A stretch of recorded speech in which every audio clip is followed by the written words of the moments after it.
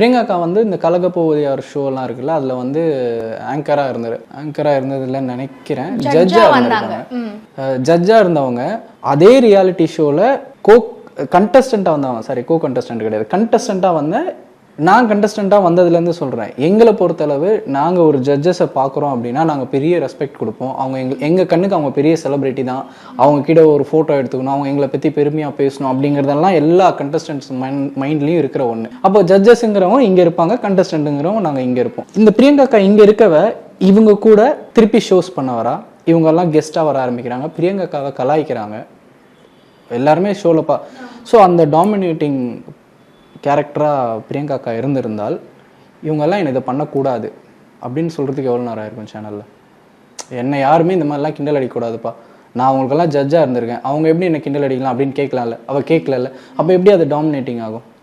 அது டாமினேட்டிங் அது